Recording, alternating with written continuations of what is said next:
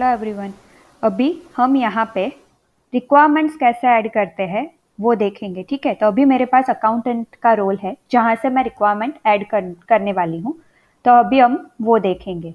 Accountant के role से हमने वहाँ पे आगे के वीडियो में मैंने आपको बताया था वैसे ही कि मैंने यहाँ पे रिस्ट्रिक्शन रखा हुआ है। ठीक है, तो वैसे पहले हम इन्वेंट्री मैनेजमेंट में जाएंगे।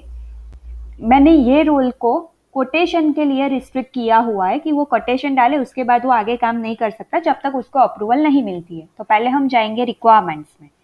ठीक है, रिक्वायरमेंट्स में हम क्या डाल सकते हैं कि हमें खुद को पता चले कि हमारी इतनी रिक्वायरमेंट है। हर बार तो हम याद नहीं रखेंगे ये चाहिए वो चाहिए, तो वो कहीं ना कहीं पे मैनेज करते हैं। मैन्युअली होता है तो बुक में मैनेज करते हैं, सॉफ्टवेयर है तो हम यहाँ पे रिक्वायरमेंट में उसको मैनेज करेंगे। कैसे करेंगे, तो जाएंगे क्रिएट न्यू रिक्वायरमेंट में। यहाँ पे डालेंगे नीड आफ्टर 1 मंथ। 1 मंथ के बाद मुझे ये चेयर चाहिए। कितनी चाहिए, 30 चाहिए। अभी यहाँ से मैं कर रही हूँ, सिर्फ चेयर का ही डाल रही हूँ। ठीक है, और मैं यहाँ से कर रही हूँ क्रिएट न्यू रिक्वायरमेंट। अभी जब भी एक रिक्वायरमेंट क्रिएट हो जाती है, यहाँ पे जाके आपको व्यू वाले बटन पे क्लिक करना है। अब जब व्यू वाले बटन पे क्लिक करोगे तो यहाँ पे आपको कोटेशन ऐड करने का ऑप्शन आता है।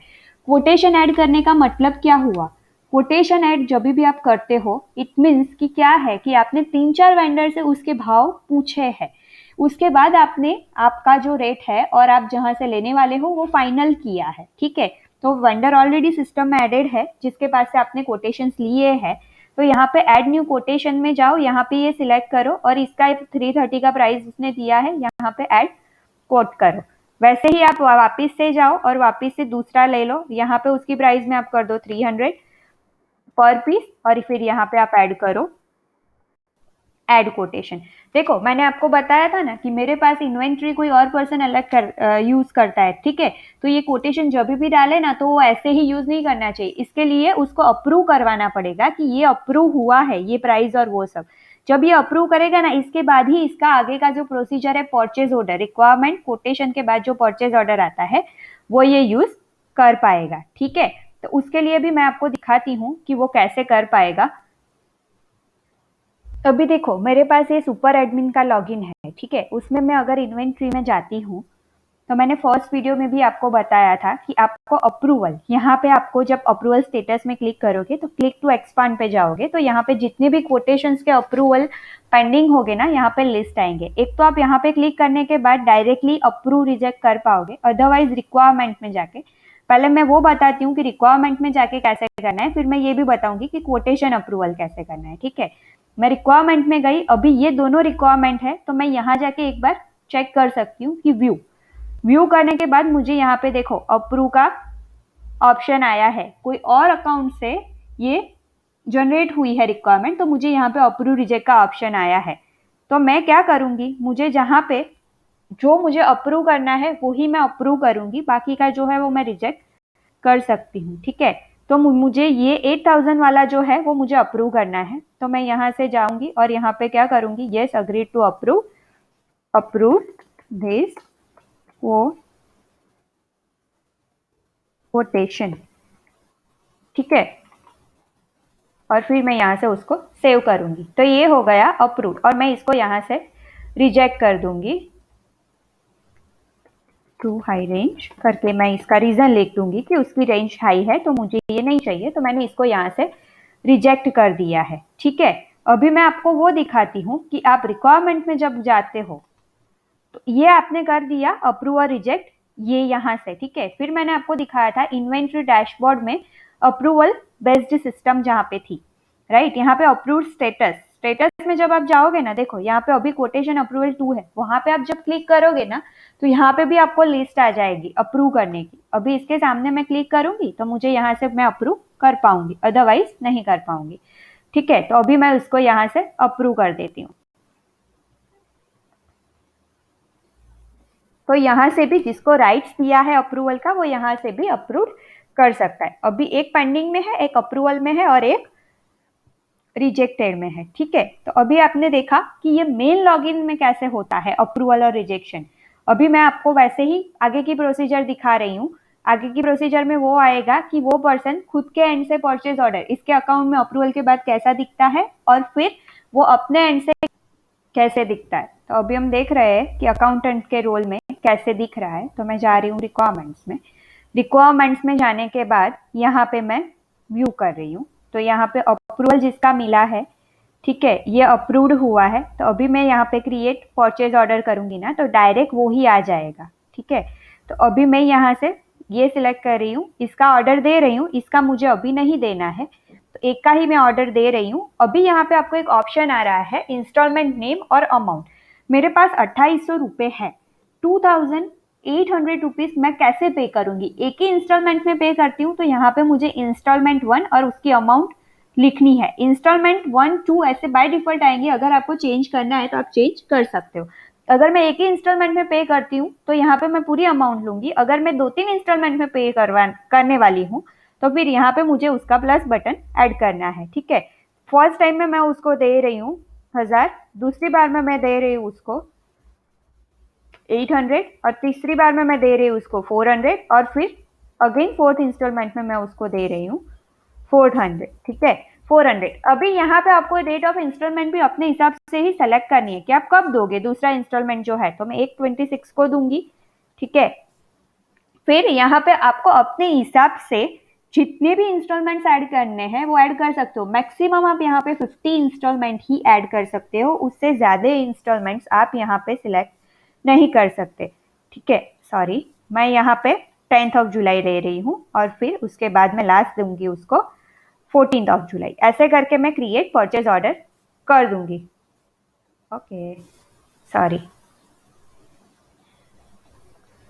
वो एरर इसके लिए आया है यहाँ पे कि उसको यहाँ पे मैंने 2800 पे करने को बोला है, तो अभी यहाँ पे उसकी अमाउंट टोटल नहीं हो रही है। ठीक है, तो यहाँ पे मैं ले रही हूँ 600 रुपये और यहाँ पे कर रही हूँ क्रिएट परचेज ऑर्डर। तो जैसे ही अमाउंट सेम हो गई, यहाँ पे उसका परचेज ऑर्डर जनरेट हो गया है। अभी डिलीवरी इन लेने का टाइम आया है, तो मुझे यहाँ पे 10 चेयर चाहिए। तो यहाँ पे मैं सेव डिलीवरी कर रही हूँ।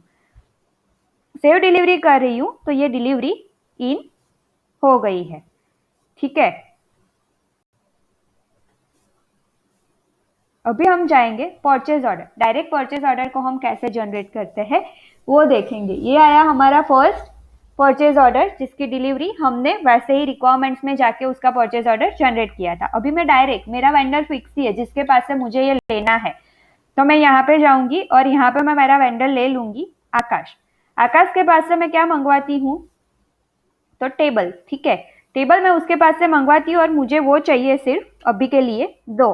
तो मैं यहाँ पे 2 सिलेक्ट करूंगी। उसकी प्राइस क्या रहेगी, तो पर वो मुझे अगर 200 में देता है तो 400 में 2, सॉरी, पर पीस की यहाँ पे प्राइस डालनी है, तो यहाँ पे मैं 200 डाल रही हूँ, तो वो मुझे 400 में मिलेंगे। अभी यहाँ पे परचेज आज कर रहे हो, एक्सपेक्टेड मुझे कल नहीं और परसों तक की चाहिए, तो मैं यहाँ पे 14 डाल देती हूँ और यहाँ से मैं उसका इंस्टॉलमेंट 400 कैसे पे करूंगी, तो मुझे एक ही इंस्टॉलमेंट में पे करने हैं। ठीक है, अगर आपको ज्यादा इंस्टॉलमेंट चाहिए तो आप 50 इंस्टॉलमेंट तक यहाँ पे भी ऐड कर सकते हो। तो अगर मैं यहाँ पे, जैसे कि मैं आपको बता रही हूँ कि मैं एक ही इंस्टॉलमेंट में उसको पे कर रही हूँ, तो मुझे यहाँ पे 400 में ऐड कर रही हूँ और ऐड करना है। ठीक है, अभी मैंने ऐड कर दिया है। अभी मैं जाऊंगी परचेज ऑर्डर 2 में, जैसे 400 है, यहाँ पे डिलीवरी में जाऊंगी। डिलीवरी के लिए मुझे 2 चाहिए, मैं सेव डिलीवरी कर देती हूँ। एक बार इसकी डिलीवरी जब सेव हो जाएगी ना, आप वापस से इसके ऊपर क्लिक करोगे ना, तो आपको बताएंगे यहाँ पे ऑल आइटम डिलीवर्ड। ठीक है, अभी यहाँ पे भी सेम है, यहाँ पे भी आएगी ऑल आइटम डिलीवर्ड, क्योंकि मैंने रिक्वायरमेंट में से डिलीवरी ले ली थी। डिलीवरी में मैंने कोई भी रिस्ट्रिक्शन नहीं रखा था। अभी हम जाते हैं परचेस ऑर्डर 1 में और मैं उसका पेमेंट करती हूँ। मुझे फर्स्ट इंस्टॉलमेंट पे करना है। पहले तो देखो, इंस्टॉलमेंट जैसे फीस में दिखता है ना, वैसे ही आपको यहाँ पे दिखेगा। अगर फुल्ली अनपेड है ना, तो यहाँ पे आपको दिखेगा ऑरेंज, फिर पार्शियली है तो येलो, और जो पूरा पे हो चुका है वो दिखेगा आपको ग्रीन। ठीक है, अभी यहाँ पे मैं कर रही हूँ मेक पेमेंट। तो मेक पेमेंट करने के बाद देखो, पहले आपको इसका वॉलेट है, वॉलेट में से भी आप पेमेंट कर सकते हो। ठीक है, तो आपको उसको यहाँ से पहले एक बार ऐड करना है, तभी जाके आप पेमेंट कर सकते हो। अगर ये एरर आती है तो आपको कंपनी में फिनेंस में जाके उसका सेटअप करना रहता है। ठीक है, तो वो आप एक बार चेक करना। अगर वॉलेट आपके पास सेटअप नहीं है तो वहां पे आपको एरर आ सकती है। अभी मैंने बैकएंड से राइट्स देके इसको रिजॉल्व कर दिया था जो एरर आ रही थी, ठीक है। अभी मैं जा रही हूँ मेक पेमेंट में।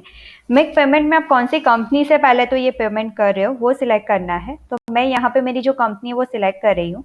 मेरा टैली सिंक्रोनाइज नहीं है तो मुझे यहाँ पे लेजर सिलेक्ट करने की कोई ज़रूरत नहीं है। पेमेंट मोड मेरा कौन सा है तो कैश है।